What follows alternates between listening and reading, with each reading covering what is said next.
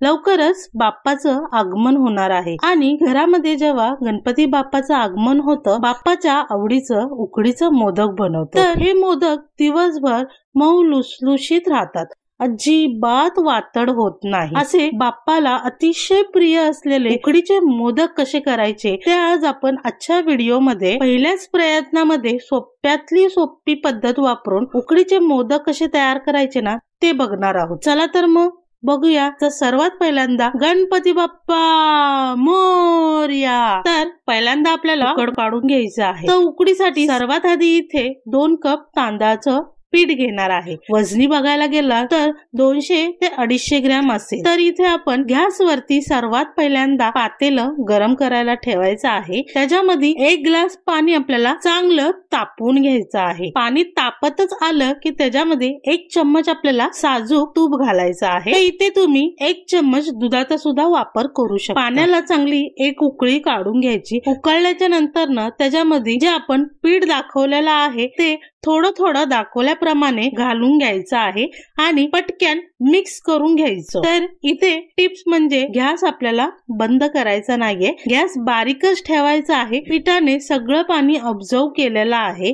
तर 5 मिनिटं बारीक गॅस करून ह्याच्यावरती झाकण ठेवून ह्याला एक वाफ काढून घ्यायची आहे। आता आपली वाफ देऊन साधारण 5 मिनिटं झालेले आहे। तर गॅस बंद करून झाकण ठेवून साधारण 15 ते 20 मिनिटं थोडस कोमट होईपर्यंत आपल्याला हे पीठ चांगलं मुरून द्यायचं आहे। तोपर्यंत आपण इथे मोदकाचं सारण तयार करून घेऊया। दुसऱ्या कढईमध्ये 1 चम्मच साजूक तूप चांगलं गरम करून घ्यायचं आहे। मेजरिंग कपाने आपण इथे 2 कप ओलं खोबरं घेतलेलं आहे। वजनी बघाल तर साधारण 500 ग्रॅम ओलं खोबरं आहे। ह्याला आपण मस्तपैकी किसून घेतलेलं आहे असं बारीकसर। तर हे खोबरं तुम्ही येळतीने किंवा डायरेक्ट मिक्सरनी बारीक केला तरी चालेल आणि चांगलं 5 ते 10 मिनिटभर आपल्याला बारीक गॅसवरती मंद आचेवरती चांगलं त्याला परतून घ्यायचं आहे। साधारण 10 मिनिटं तरी आपल्याला ह्याला परतायचं आहे। अर्धी वाटी गूळ घेणार आहे आणि अर्धी वाटी साखर घेणार आहे। तर इथे तुम्ही फक्त गुळाचा वापर केलात तरी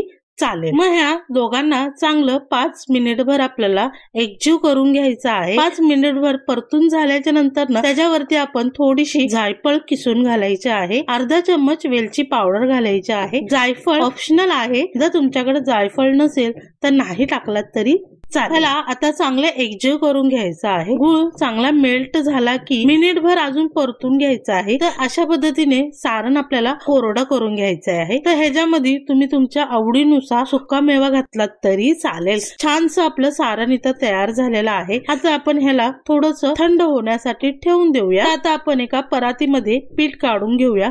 पीठ पण आपलं चांगलं मुरलेलं आहे। थोडंसं कोमट पाणी करून घ्यायचं आहे। मग आता आपण एका परातीमध्ये उकड काढून घ्यायचं आहे।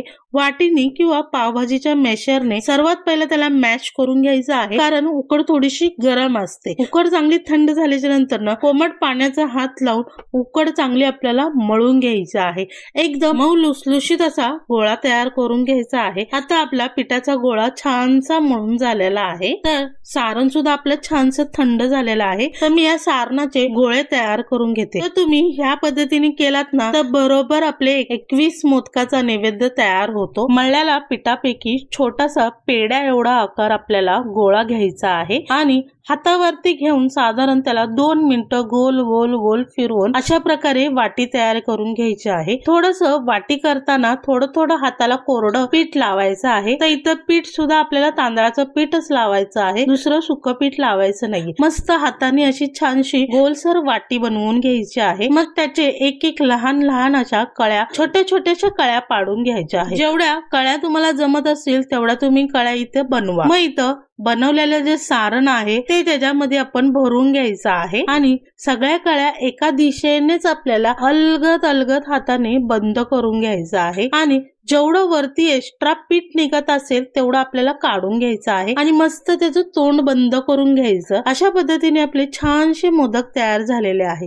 असे सेम दाखवल्याप्रमाणे मी एक एक सगळे मोदक दाखवल्याप्रमाणे करून घेणार आहे। अशाच पद्धतीने आपले सगळे एक एक मोदक तयार करून झालेले आहे। तर इथे उकडीचे मोदक तुम्ही याच प्रमाणाने याच पद्धतीने केले तर बरोबर तुम्ही गणपती बाप्पाला 21 मोदकाचा नैवेद्य देऊ शकता। तर तुम्हाला माहिती माहितीये का आपण गणपती बाप्पांना 21 मोदकाचाच नैवेद्य का दाखवतो? तर असं झालं की देवांतक आणि नरांतक या दोघांमध्ये भयानक युद्ध होणार होतं. त्यासाठीच विनायक म्हणजे बाप्पांनी 20 सैनिक तयार केले. तर आता 20च का? तर पूर्वीच्या काळात 10 हाताची बोटं आणि 10 पायाची बोटे अशी त्या काळी 20 आकड्याची मोजणी व्हायची. त्यामुळे बाप्पांनी 20 सैनिक तयार केले होते आणि त्यामध्ये एक कॅप्टन म्हणजे गणपती बाप्पा होते. तर 20 गण आणि एक बाप्पा असे मिळून 21 तयार होत होते. म्हणूनच प्रत्येक गणांना आणि बाप्पाला 21 मोदकाचा नैवेद्य दाखवू लागलो. तर